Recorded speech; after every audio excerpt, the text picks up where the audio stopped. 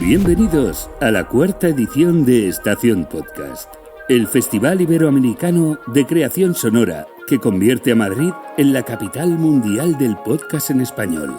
Muchas gracias por venir, buenos días a todos. Yo soy Javier Hernández, soy de RN Audio, de Radio Televisión Española, la plataforma de podcast de la Radio Televisión Pública. Y bueno, estoy muy bien acompañado, que creo que lo que tenemos que hacer primero es que todos nos presentemos para que sepamos quiénes somos y quiénes estamos. Si quieres vamos así o no sé, como queráis. Venga, arrancamos. Tú, Fred, ¿no? Yo soy Fred Laguía, tengo un programa que se llama La Obsesión Ciclista de Fred y aunque va la cosa como de bicis, me viene todo tipo de personalidades que no tienen nada que ver con el mundo de la bici, aunque utilizan la bici o algún tipo de deporte en su vida. Actores, científicos, chefs, cosas así. Vale, yo soy Raquel Cinca, junto a mi compañera Marta. Tenemos un podcast sobre educación financiera. Trabajamos en la agencia EFE y lo realizamos en colaboración con CaixaBank. Nosotras tratamos de explicar un poco conceptos complejos y, no tan complejos, que afectan en el día a día de las personas, intentar traducirlos a un lenguaje que la gente lo pueda entender bien y de forma fácil. Así es. Yo soy Marta Garijo y estoy con Raquel Cinca haciendo Finanzas con EFE y al final es acercar la economía, que parece algo muy complicado, a la gente, divulgar conceptos que al final nos afectan al día a día y tener una información que sea fiable y que sea confiable y en ello estamos. Yo soy Julia Montejo, soy escritora, guionista de cine y televisión y investigadora, y estoy aquí porque tengo un podcast que se llama Contando Mujeres, que se ha hecho con la colaboración de Fundación 11 y el CSIC. Y lo que hacemos en este podcast es contar las biografías de mujeres, pero como no se han contado antes, con perspectiva de género, con diversidad y poniendo el foco en todas esas cuestiones que hoy en el siglo XXI nos apelan y que no están en nuestros relatos. Yo soy Alex, tengo un podcast que se llama Seres Mortales. No sé si me escucha bien. No tiene sonido. No. Hola. Ahí sí. Hola. Ahora sí. Vale. Bueno, yo soy Alex, tengo un podcast que se llama Seres Mortales y lo que hacemos es mostrar las historias de los invitados con dos pilares fundamentales que son la inspiración y el aprendizaje, un poco basados en la historia de los invitados y el conocimiento que tengan en el campo X.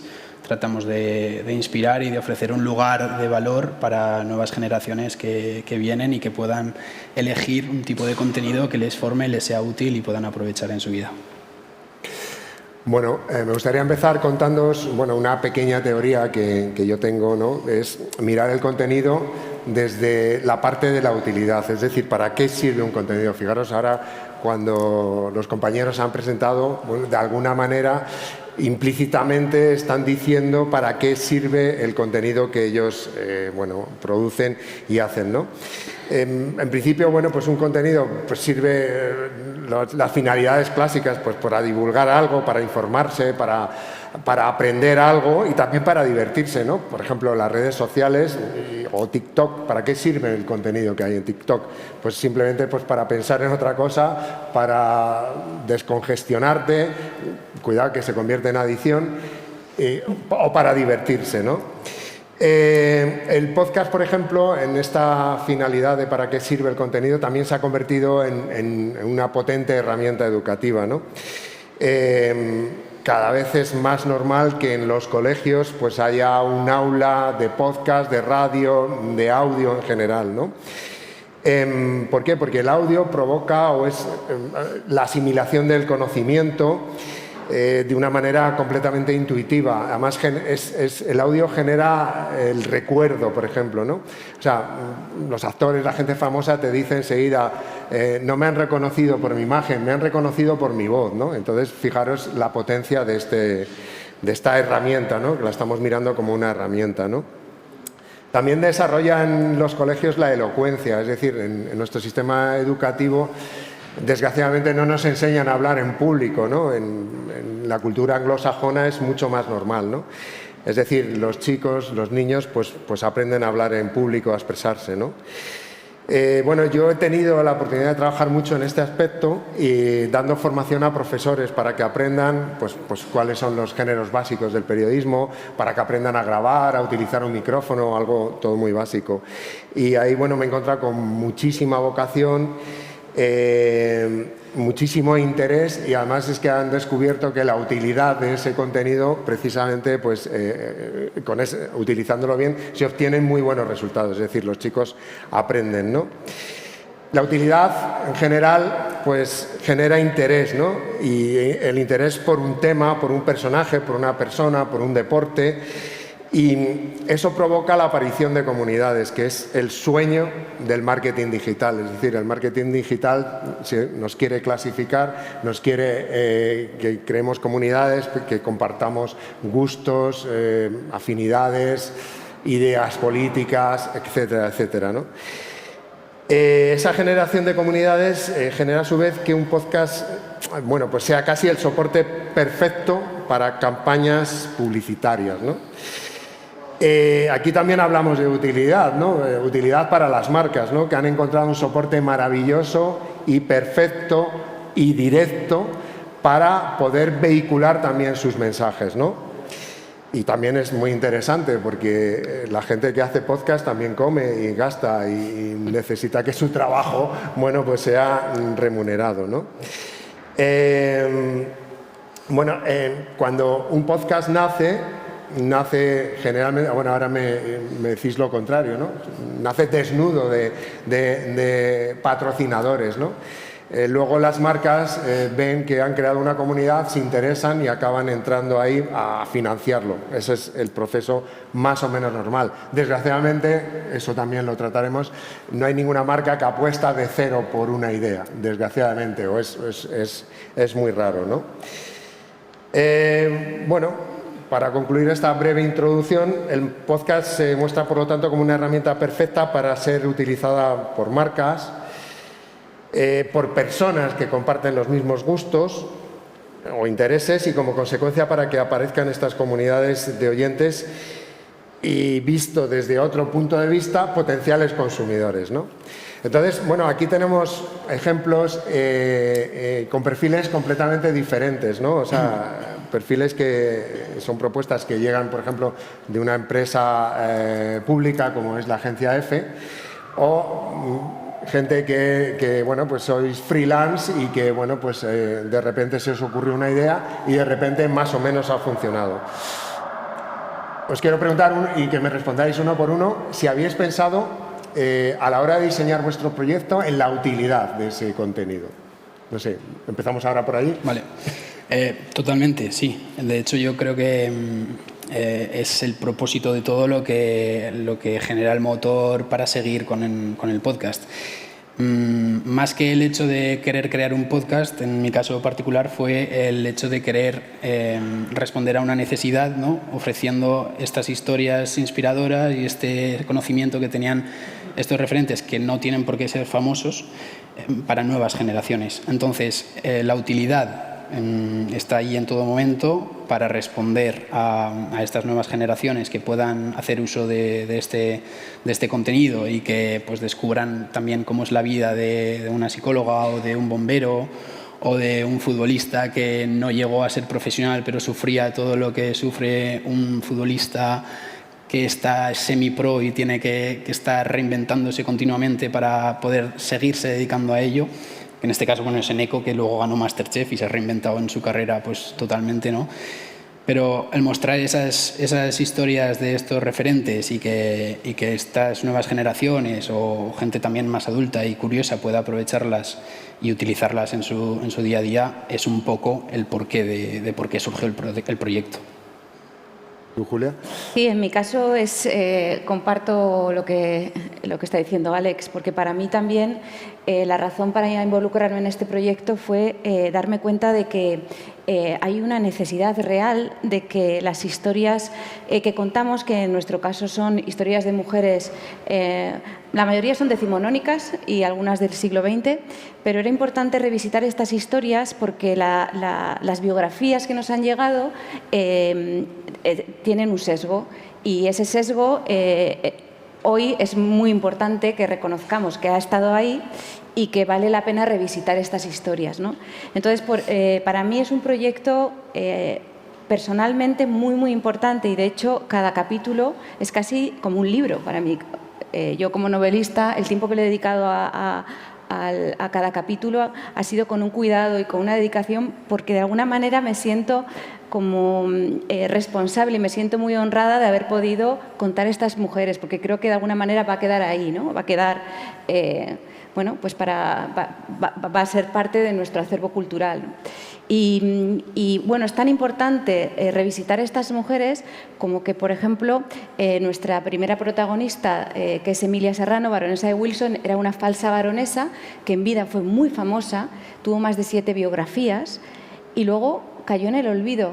Y lo interesante es que todo lo que se sabía de esta mujer a través de las biografías era falso. Ella misma había contribuido a contar su historia, porque era la única manera de tener una vida normativa, de alguna manera, la única manera de tener esta otra vida. Y eso es algo que ha pasado y que se ha ido recogiendo muchas veces dentro incluso de la academia, y nos ha hecho que tengamos personajes fascinantes con unas vidas mucho más interesantes de lo que parece. Así que creo que el gancho para mí, mi involucración, viene dada de ese convencimiento de que es muy necesario contar a estas mujeres. Nosotros también teníamos muy claro el tema de la utilidad, pero porque son temas económicos, financieros, que al final están como en el día a día de todos, y nos los encontramos, pero suelen generar un rechazo a veces, ¿no? De gente que piensa, estos son temas para gente que sabe mucho, no es para mí, para gente que tiene mucho dinero, pero es importante explicar bien estos conceptos, que la gente sea consciente de que sus decisiones financieras, de su planificación, de que es una hipoteca, que es un préstamo, que pueden parecer conceptos que, bueno, sí, están ahí, pero realmente no se conocen bien, para que la gente pueda tomar unas decisiones y pueda llevar su día a día, ¿no? Derrumbar un poco esta idea de que la economía es algo lejano y acercarlo un poquito al gran público. Entonces, nosotros eso lo teníamos muy presente desde el principio y, de hecho, a partir de esta idea de acercar la economía y los conceptos financieros al público, también desarrollamos un poquito el formato, ¿no? Un formato que es un poco distinto al de otros podcasts y que lo que intentábamos era que quedara todo muy, muy claro, que a lo mejor Raquel nos puede contar un poco más de esto. Sí, sobre todo el formato nos diferencia un poco en el que tenemos 3 pilares con los que intentamos hacer una información compleja que se entienda de manera más fácil. Lo primero es que partimos siempre de un protagonista, de una persona que tiene experiencia directa con el concepto que estamos explicando, como puede ser una hipoteca o un plan de pensiones, y a raíz de su experiencia vamos explicando los problemas que pueden surgir o las cosas en las que nos tenemos que fijar. Luego también tenemos durante el podcast una campana. En este caso utilizamos o elegimos 3-4 términos más complejos. Cuando los nombramos por primera vez suena una campana y ahí explicamos bien qué significa y al final, para terminar, un glosario en el que hacemos un resumen de los conceptos más complicados que hemos estado tratando durante el podcast. Y yo aquí también quería decir que es verdad que nuestra idea también partía un poco de esa asignatura pendiente que hay en España, que no se da en colegios, institutos, prácticamente en ningún sitio se da educación financiera, ¿no? Es una asignatura pendiente, los niños, o los adolescentes incluso, que no saben prácticamente cómo manejar su dinero, cómo ahorrar, Entonces eso creo que también nuestro podcast puede cubrir un poco ese vacío. Una morcilla y hablar un poco también de mi libro. En RN Audio tenemos un podcast para niños, se llama Econoclan. Ajá. Y es de economía, es donde se explica para niños. Es curioso porque el feedback que hemos tenido es de muchos adultos, dice, como lo explicáis para niños me he enterado de... ¿Y qué explicáis? Perdón. ¿Explicáis eso? Se llama Econoclan, os invito a que lo escuchéis. Además tiene una narrativa muy bien. Un poco rara, ¿no? Pero que enseguida hay como una contestación cada vez que alguien suena un ruido en el que se admira, entiende, es un poco eso. Os invito a que la próxima vez que estemos en un restaurante y haya un niño con una tablet, a lo mejor está aprendiendo sobre el PIB, ¿no? Pues a lo mejor sí. A mí me gustaría muchísimo que ocurriera eso. Hemos conseguido también que se olviden un poco de las pantallas en cuanto a imagen, ¿eh? O sea, que el poder del audio y del podcast, pues es así. Bueno, Fred. Yo me he quedado con el tema de la campana, que suena una campana. Me ha flipado eso de ese recurso. Claro, es que llamar la atención, ¿no? Sobre todo para que se quede esto tiene que quedar claro. Sí, un recurso sonoro para llevar la atención a ese concepto que queremos que se quede muy fijado, ¿no? Y que la gente lo tenga muy claro. Y lo desarrolléis después. Sí, claro. Bueno, yo de utilidad no sé si yo creo que hay a veces que la utilidad puede ser un poco trampa. O sea, creo que hay a veces que los que estamos creando contenido nos obsesionamos demasiado con que lo que estamos haciendo tiene cierta importancia. Y yo intento siempre rebajarle todo lo que puedo, la importancia a todo lo que hago, para intentar subir el grado de pasármelo bien. Creo que así consigo conectar mejor con la gente que está al otro lado, que también forma parte de mi obsesión, mi creación. Es decir, creo que la utilidad y el valor, obviamente, si no existe, si no lo tienes delante, es difícil que conectes con la gente, pero yo prefiero mirar más a ese sentimiento tan humano que tenemos históricamente de la pertenencia, que cuando empezamos todos a crear nuestro contenido seguramente estamos buscando esos que creemos que son como nosotros, que pueden estar ahí fuera y pueden estar con ganas de conectarse con nosotros, y eso para mí muchas veces deja a un lado el si es útil o no, porque otras veces en la creación me he quedado demasiado estancado en si esto le interesará a alguien, ¿no? Porque tú tiras tu producto y siempre estás ahí esperando a ver, oye, ¿cuánto? 1.000, 2.000, 5.000, 10.000, 20.000, y si de repente pasas de 1 millón a tal, ¿qué pasa? Ya no lo hago bien, ¿no? Entonces, bueno, creo que hay ahí un punto de trampa, pero también es verdad que yo lo miro desde mi perspectiva, en el que mi producto es sentarme sin guión con un tío que lleva 15 años siendo 3 estrellas Michelin y que utiliza todos los días el deporte como parte de su instrumento de motivación, y que la obsesión que él tiene por ser la mejor versión de sí mismo a mí me inspira auténticamente a fluir con él en una conversación que nos lleva 2 horas, que no paro de mirar el reloj, veo que son 30 minutos lo que quedan, y me voy a callar, porque si no... A ver, sí, yo me voy a saltar también un par de preguntas, porque si no, esto va a ser imposible. O saltarme a mí, si queréis. No, por favor. No, los que llevamos mucho tiempo ejerciendo el periodismo, haciendo periodismo de radio, de audio y tal, nos hemos encontrado con algo que no sé si os ha pasado a vosotros. Es decir, bueno, yo genero el contenido, tengo la idea, lo produzco, lo hago. Resulta que ahora también lo tenemos que vender. ¿Cómo relacionáis con vuestra audiencia, con vuestros suscriptores? ¿Cómo lo hacéis? Y, no sé, empezar por el que quiera, ¿no? Para romper un poco, no ser tan... ¿Pero cómo lo vendes, perdona, cómo lo vendes a la audiencia o cómo lo vendes a las marcas?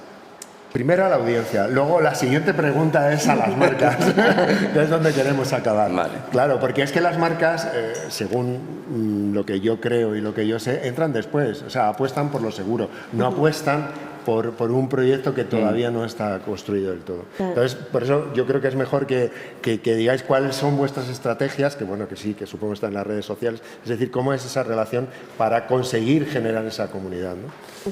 Yo creo que conociendo a tu comunidad, conociendo a tus seguidores y también haciéndoles ver que son parte de lo que tú creas y de lo que tú haces.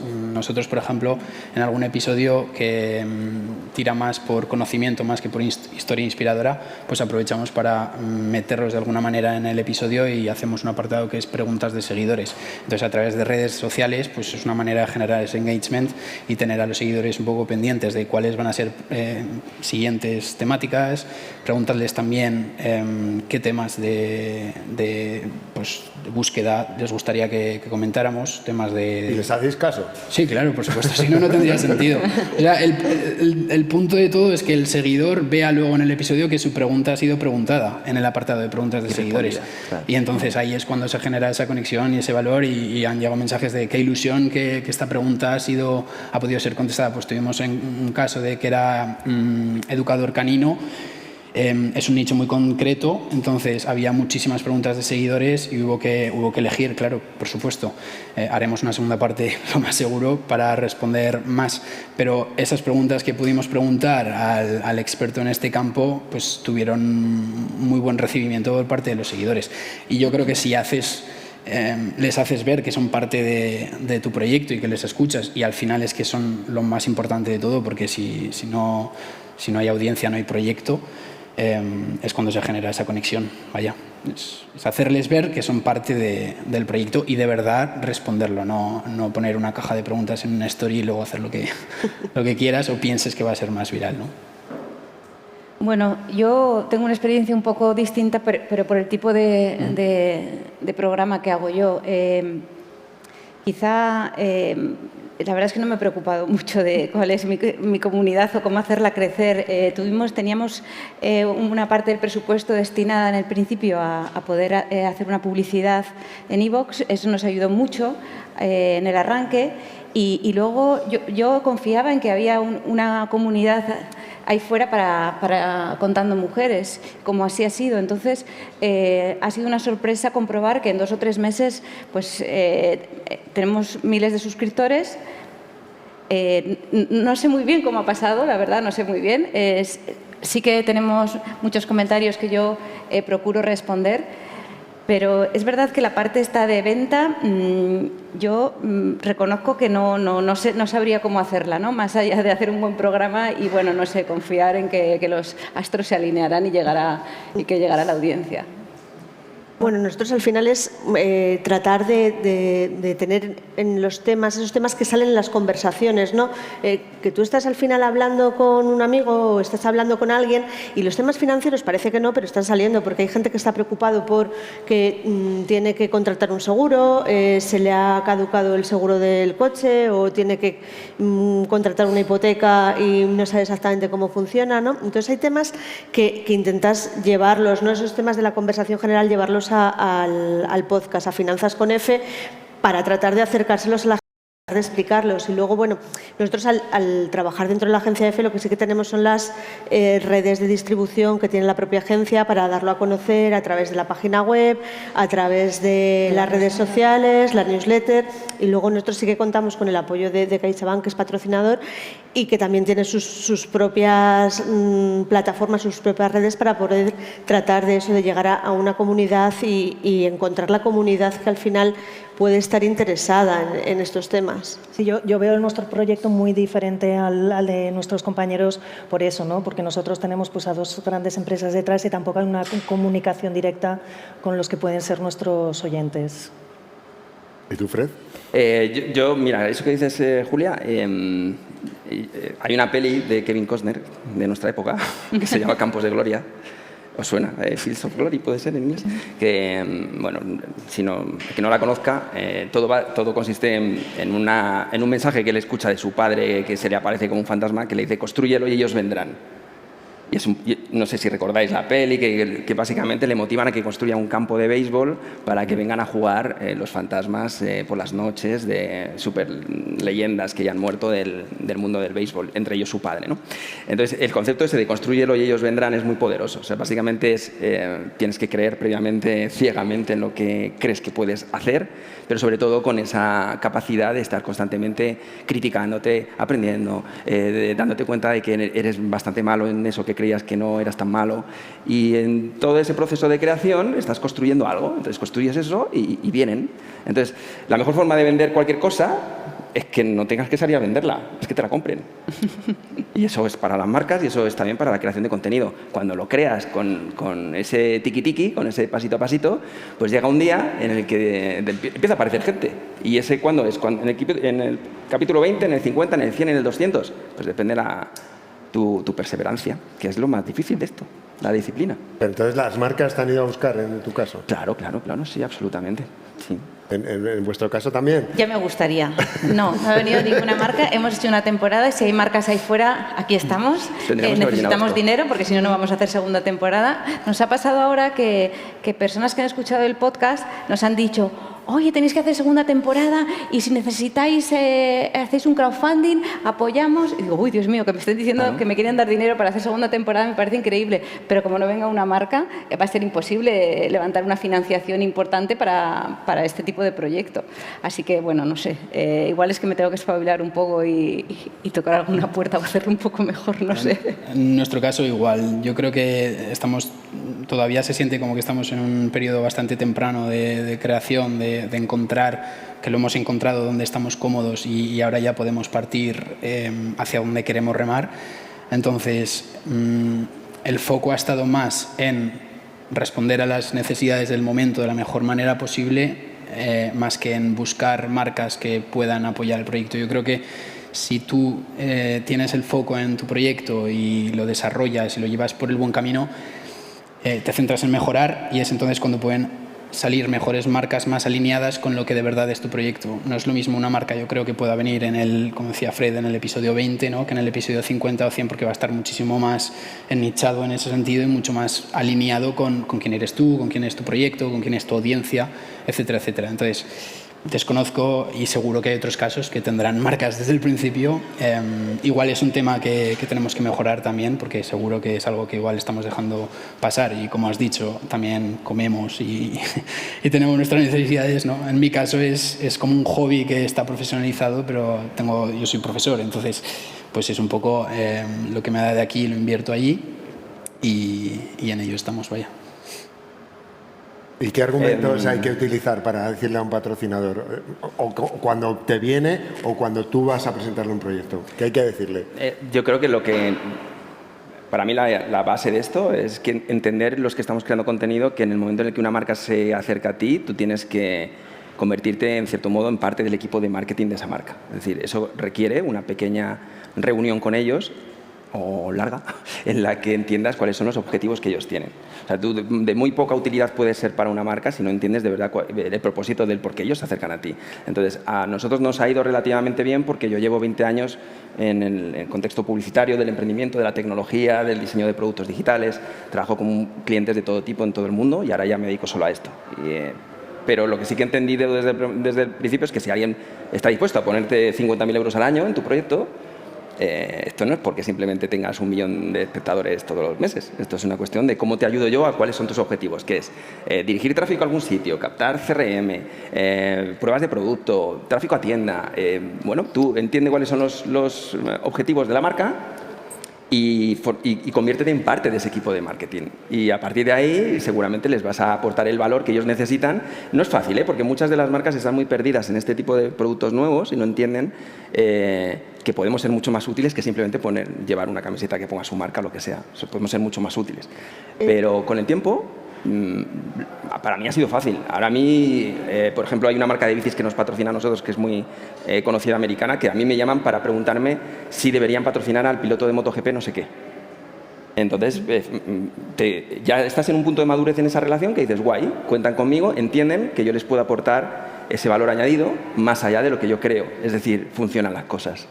Y eso hace que luego dure un consultor de la marca, te conviertes en un consultor de la marca. Sí, pero porque me interesa que ellos estén muy felices con el valor que yo les puedo proporcionar a ellos y que sea de una forma orgánica, natural y racional en mi contenido, y entonces eso hace que la relación se alargue. Yo nunca acepto relaciones con marcas a corto plazo o activaciones que se llaman en publicidad. Una activación de no sé qué, conmigo no. Porque no puedes estar hablando cada día de una marca diferente si eres un creador de contenido. Entonces yo digo, bueno, sí, pero si nos gustamos tenemos que alargar esto el máximo tiempo posible. En nuestro caso es que fue un proyecto que nació de la mano, ¿no? Nuestra anterior directora de Economía pensó sobre la posibilidad de poner en marcha este podcast, de explicar, como decíamos, este tipo de conceptos de una forma sencilla. Inició conversaciones con CaixaBank y la verdad es que el entendimiento mutuo fue muy fácil y entonces es un proyecto, ya te digo, que ha nacido y ha ido evolucionando pues de la mano, ¿no? Quizás es uno de estos casos un poco más aislados, ¿no? Que nace desde el principio. Un poco distinto, y es verdad que nosotras no somos consultoras de la marca, nosotros lo que hacemos es periodismo, que es lo que hacemos en formato escrito o en formato audio. Nosotros lo que hacemos es contar la economía.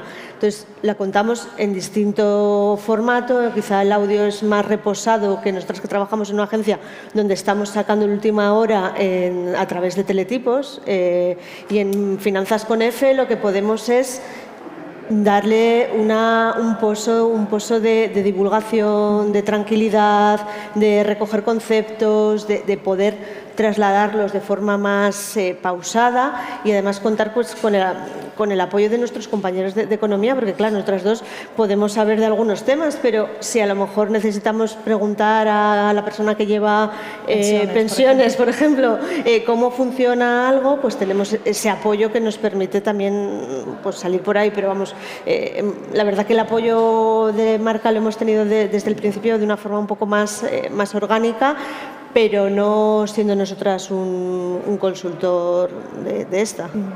Julia, tú conseguiste financiación del Estado. ¿Cómo es eso? Sí, conseguí financiación del Estado para nuestra primera temporada y por eso se pudo hacer. sí, nos dieron 40.000 euros. Y con esos 40.000 euros hemos hecho los 6 episodios. Y luego también tenemos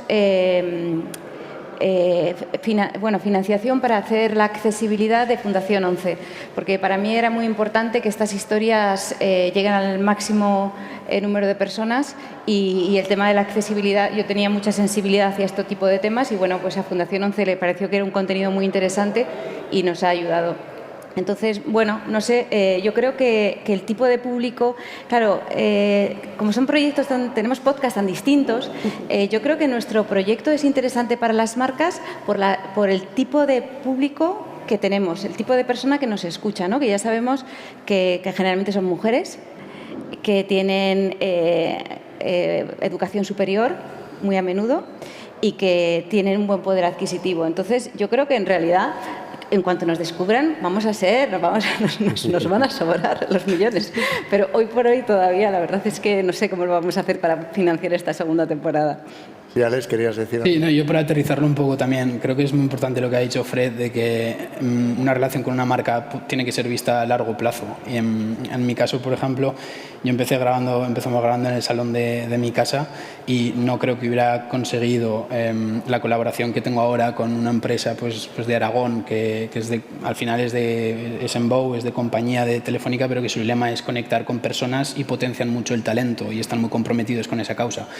Eso para ellos, que yo hubiera ido sin un proyecto, sin un bagaje, sin un trabajo detrás, no habría salido. Entonces, lo que quiero resaltar es que no es lo mismo la colaboración que puedas encontrar al principio, cuando tu proyecto no está trabajado. También no sabe la gente si puede confiar en ti o no, porque no sabes si vas a ser constante, si vas a ser, pues de verdad estás en esto, o es una moda, una idea que tienes. Yo creo que cuando te ven que tienes las ideas claras, que tienes el rumbo trazado y que de verdad eres constante y trabajas para sacarlo adelante, es entonces cuando puedes conseguir una colaboración con una marca o una empresa, lo que sea, muy alineada a tus valores y a tu idea que tienes en la cabeza ya. ¿Hasta qué punto condiciona un patrocinador el contenido o no lo condiciona nada? O sea, es decir, hay un punto donde se pierde cierta libertad para elegir un tema. A ver, no voy a decir nada, pero un podcast de economía que esté patrocinado por la Caixa, por ejemplo, pues a lo mejor dices, bueno, vosotras venís del periodismo, yo también, entonces dices, bueno, aparentemente pues a lo mejor va a servir a los intereses de esa marca, ¿no? Que es una marca financiera, pero por otro lado, si quieres hacer un podcast de economía, solo vas a encontrar patrocinadores de ese sector, ¿no? Entonces, bueno, la pregunta sería eso, ¿hasta qué punto condiciona? O es decir, bueno, si va a condicionar, no cojo ese patrocinador. Bueno, en nuestro caso la verdad es que tenemos mucha libertad, o sea, al final nosotras representamos también a la agencia EFE, trabajamos en la agencia EFE, lo más importante es el rigor, estamos hablando de conceptos de hipotecas, de planes de pensiones, en las que nos limitamos a informar sobre lo que son para que las personas puedan tomar decisiones pues, fundadas, ¿no? En algo y en un conocimiento. Es verdad que nosotras nunca recomendamos, por supuesto, productos de Caixa, no, o sea, ni siquiera recomendamos, por ejemplo, en el episodio que hablábamos de bolsa, nunca vamos a recomendar que se haga una inversión, simplemente nos limitamos a informar qué es la bolsa, qué tipo de valores se puede comprar. Claro, es un contenido muy descriptivo, muy limpio de adjetivos en el sentido y de recomendaciones, porque por supuesto nosotras no podemos ni recomendar que te hipoteques ni que no te hipoteques, ni que cojas un seguro ni compres una tarjeta o elijas otro. Es hablar de conceptos. Pero el patrocinador no lo exige, lógicamente. Claro, el patrocinador tampoco lo exige. El patrocinador da un apoyo porque a ellos al final también les interesa que se hable de economía y que se hable de conceptos que luego puedas necesitar en la vida diaria. Es que al final, lo que comentas un poco tampoco vas a buscar un patrocinador de mascotas para un podcast financiero. Entonces, bueno, es buscar ese equilibrio y buscar nosotros sí que tenemos libertad un poco en los temas y libertad a la hora de contar, pero siempre lo intentamos hacer desde el rigor, porque al final es que nosotras somos periodistas y somos las que estás poniendo la voz y estás... Sí, y luego sobre todo lo que decías antes también, ¿no? Que bueno, hay muchos temas de los que no somos especialistas, pero contamos con nuestras compañeras que sí lo son. O sea, tanto en fiscalidad o cualquier otra cosa que se te pueda ocurrir, tienes ahí personas que te van a decir, ¿no? lo que es importante o cómo lo puedes contar mejor o con qué lenguaje, ¿no? Y adaptar ese lenguaje a lo que hablamos, que es a una audiencia más de a pie que no tiene conocimientos excepcionales en economía. Pero vamos, no, la verdad es que nuestra relación es buena, no tenemos en ese sentido lo que comentabas, no lo vivimos. ¿Tú en tu bici qué ruedas llevas? Michelin. Pero, en mi caso, claro, yo es que vivo un espacio radicalmente diferente en el que el tipo de marcas que se unen a mi proyecto para mí son recursos no solo a nivel financiero, sino estratégicos. Eso quiere decir que yo siempre pienso en mi producto por encima de todo. Y entonces cualquier marca que se suma a mi proyecto tiene que ayudarme a que el proyecto crezca. ¿Eso qué quiere decir? Pues lo bueno y lo mágico de que un sponsor se te sume es que también está apoyando otro tipo de perfiles. Y nosotros, en mi caso, que mi podcast es un one-to-one con una personalidad, pues esas marcas me ayudan a meterme personalidades, porque esas marcas están patrocinando también a campeones del mundo de no sé qué, medallistas olímpicos de no sé cuántos. Entonces, para mí la relación con la marca me permite el poder tener ese tipo de invitados. Es decir, es más un activo que otra cosa. Pero para proteger que no suceda nunca lo que preguntabas de, oye, ¿te puede condicionar mucho una marca o no? En mi caso, por lo menos, que tiene más que ver con mis valores propios de creación y mi línea editorial, yo siempre establezco un acuerdo de no exclusividad. Es decir, la exclusividad tiene otro precio, ¿vale? Entonces, una cosa es que una marca te apoye y otra cosa es que manejes exclusividad de esa marca. Porque así, pues tú, en mi caso, yo no tendría ninguna credibilidad con mis seguidores si no puedo hablar nada más que de una bici, de una marca de bicis, cuando hay solo en España 100 y pico marcas de bicis. Entonces yo voy a visitas de fábricas, yo muestro mucho pues cómo es la industria y entonces el poder tener un acuerdo inicial de no exclusividad a ti te da un poco la tranquilidad de, bueno, tú estás conmigo en esto y aprovechate de que somos un espacio donde hacemos por el deporte. ¿Nosotros? Julia, ¿a ti te valdría cualquier sponsor? A mí me valdría cualquiera. Que me den la pasta y ya haremos la sí, porque bueno, no sé, una de las cosas bonitas del podcast precisamente es que yo siento mi voz muy autorizada y muy respaldada ahora mismo por mi grupo científico que está detrás, entonces, y sí que es mi voz, por eso tiene una autoría, no es una biografía, no son biografías al uso. Entonces, bueno, puede ser que haya un sponsor al que no le guste alguna cosa que digo, porque es verdad que hoy en día todo suena woke y todo suena... Pero bueno, yo creo que en general... no se me ocurre porque alguien no querría que habláramos de Carolina Coronado o de Alejandra Pizarnik. No sé, Alejandra Pizarnik, por ejemplo, es un caso muy interesante porque es una mujer que toda su vida se vio condicionada por cómo la trataron médicamente. Entonces, quizá a una farmacéutica no le interesa mucho que hablemos de anfetaminas o de ciertas cosas, no sé, pero yo creo que no, yo no creo que tuviera problemas con... Pero para eso tendrían que escuchar el contenido, que esa es otra de las cosas, que hay muchas marcas que te apoyan y luego no ven lo que haces. Te digo que a mí me pasa, Ya. Que ven un clip en Instagram y dan por hecho que han visto el contenido, pero... Y luego, pero exigen, o sea, digamos, cruzan, digamos, las métricas de, bueno, pues la gente que ha visto tu contenido con las ventas y si ven que no ha subido, se retiran. ¿Cómo es también esa relación? Es que depende de la relación. Hay marcas que sí, hay marcas que su KPI por encima de todo a lo mejor es conversión a venta y encima pues tienen un e-commerce o lo que sea, entonces pues quieren que tú te conviertas un poco en un afiliado suyo, pero ahí está el conocimiento que pueda tener el creador de contenido para saber si quiere traspasar esa línea hasta llegar al punto del afiliado o no. Yo nunca paso a ese punto del afiliado. El afiliado es aquel que te da un cupón de descuento para que compres tal cosa y te está recordando todo el día que con mi cupón de descuento no sé qué 10%, pues tienes el 10%. Yo paso de eso porque realmente llevo 20 años dedicándome a este tipo de negocios y es que es todo muy relativo. Entonces, cuantificar el éxito o no de un creador de contenido a través de la capacidad que tiene de conversión, habría que analizar demasiadas cosas como para poder luego en un consejo de administración, en una marca sobre el budget de marketing, saber si ese creador te funciona o no te funciona. O sea, además, me parece un poco injusto. Disculpa, además es verdad que siempre se ha dicho que un podcast no te da el éxito inmediato, ¿no? Yo creo que es un formato que requiere también mucho tiempo, crear esas comunidades de las que hablábamos. Es decir, que si un patrocinador está buscando patrocinar un podcast y que al mes siguiente se van a multiplicar sus ventas, creo que no es el formato que está buscando, ¿no? Que creo que eso lleva mucho más tiempo y algo totalmente diferente. Sobre todo en podcasts que están empezando, que a lo mejor en tu caso, si tienes ya una comunidad grande o muchos seguidores, a lo mejor es una cosa diferente. Pero porque son ejercicios más de branding. O sea, lo que nosotros podemos aportar de valor, sobre todo a los creadores, es ser protectores de esa identidad que estamos creando y que las marcas quieran formar parte de ella. Eso es lo más valioso para ellos.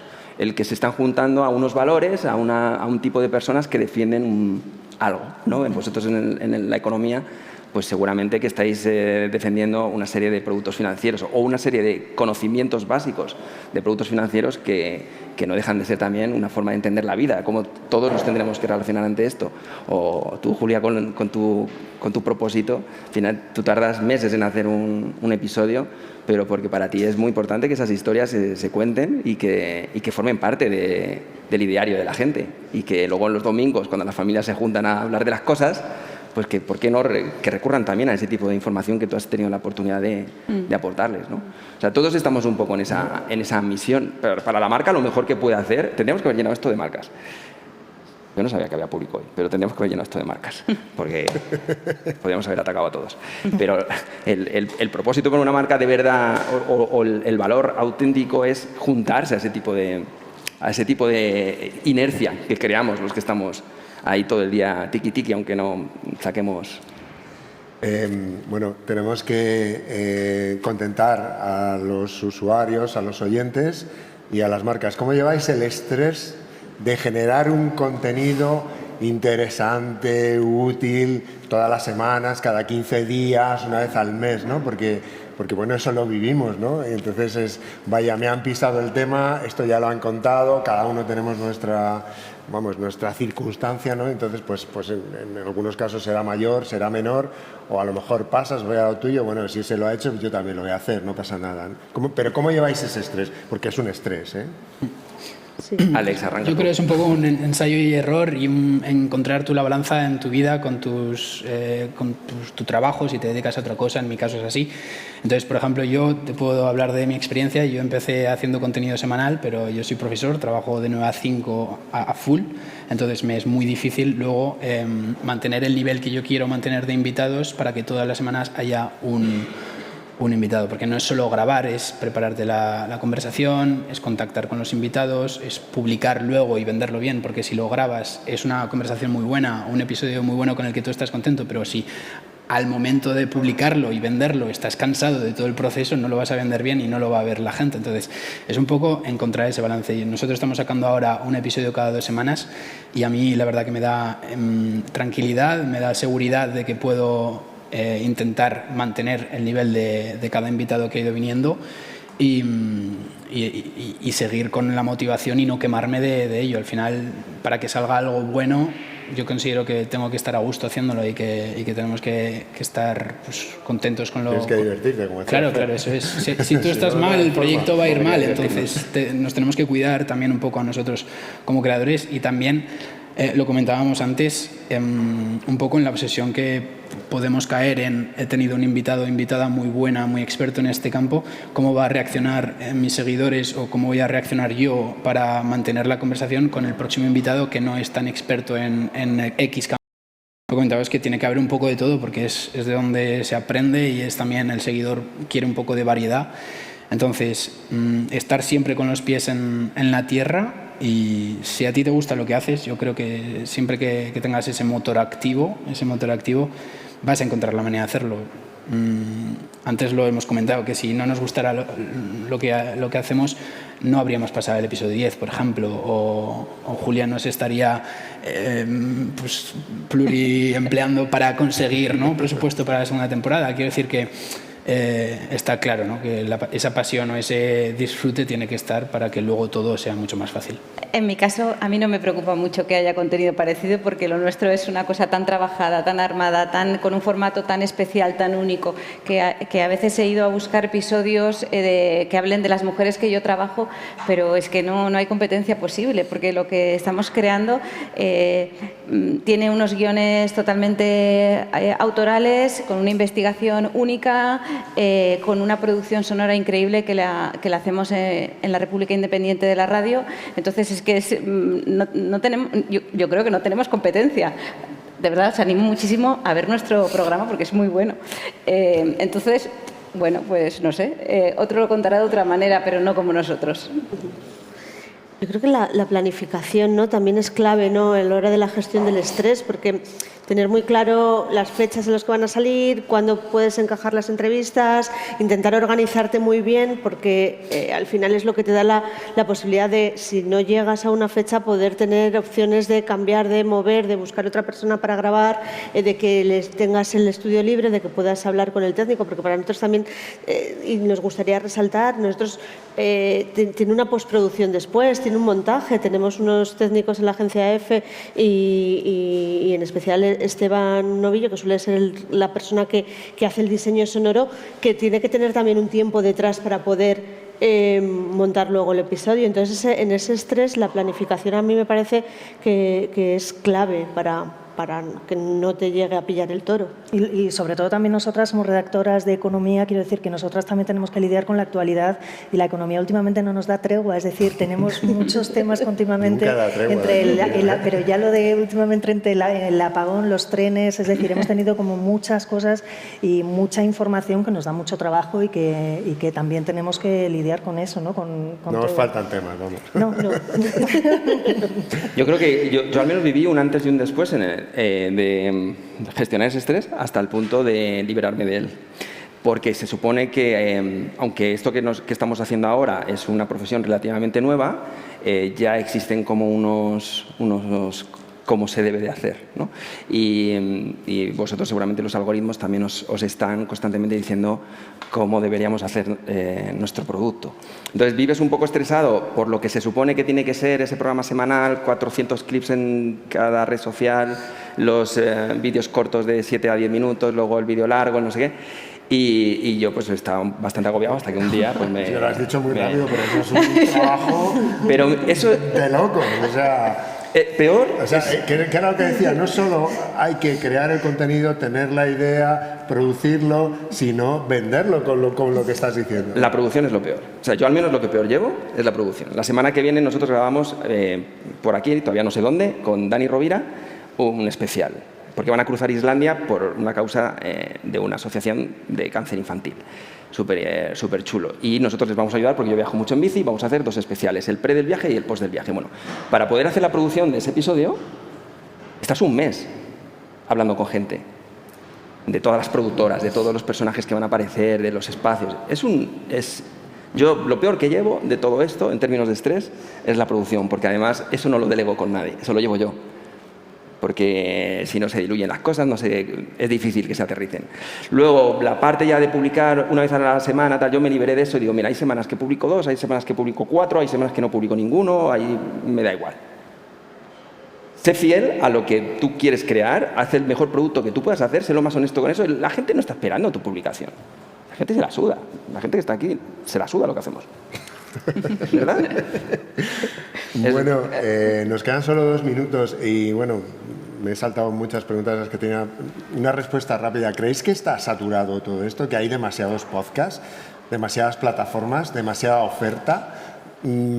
Poca empresa dispuesta a invertir dinero aquí? No lo sé, una respuesta rápida. Yo creo que la clave está en encontrar cómo diferenciarte al resto ahora mismo, porque, como has comentado, podcasts hay muchos. Entonces, es encontrar la clave que te haga diferenciar del resto, ya sea por tu personalidad, por los temas que tratas o por cómo lo trates. Entonces, yo es una lucha continua que he tenido desde ya antes de Navidades, porque ves cómo va creciendo todo y cómo van saliendo podcasts de debajo de las piedras y es normal, ¿no? Pues nosotros mismos tenemos un podcast. Entonces, ¿Quieres ser alguien? Tienes que tener un podcast. Bueno, hemos apostado por un pequeño twist que vamos a meter en los próximos episodios y a ver qué tal sale. Sí, es encontrar la clave, vaya. Hemos pasado de plantar un árbol, ¿no? Tener un hijo y escribir un libro, ahora es tener un podcast, ¿no? Pues no sé, yo creo que nunca hay... ¿Por qué no? Pues sí, si alguien cree que tiene algo que contar, pues que lo cuente. Eso es genial.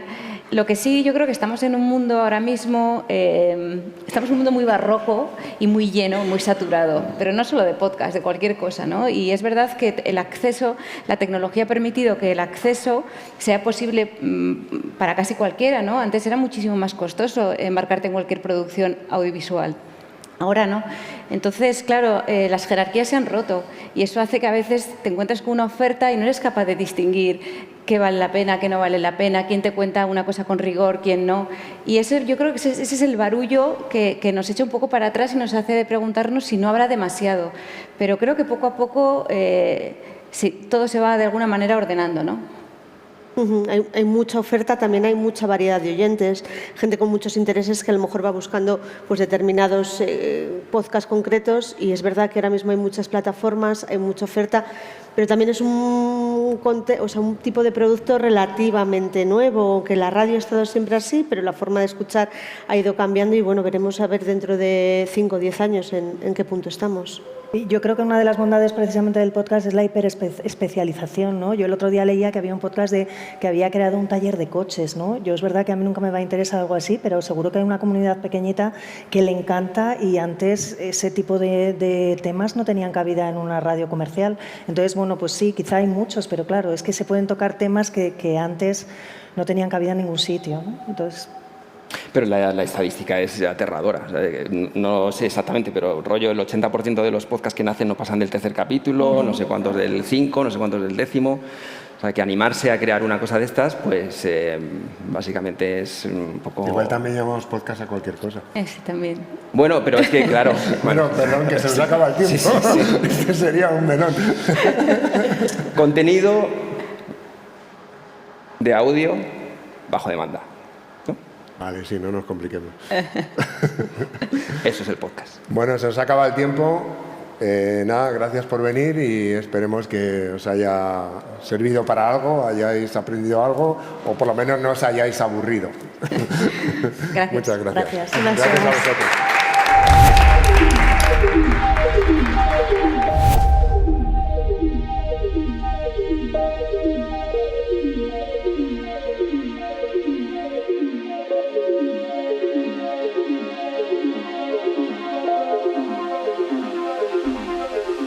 Muchas gracias por haber asistido a la 4ª edición de Estación Podcast, el Festival Iberoamericano de Creación Sonora, que convierte a Madrid en la capital mundial del podcast en español.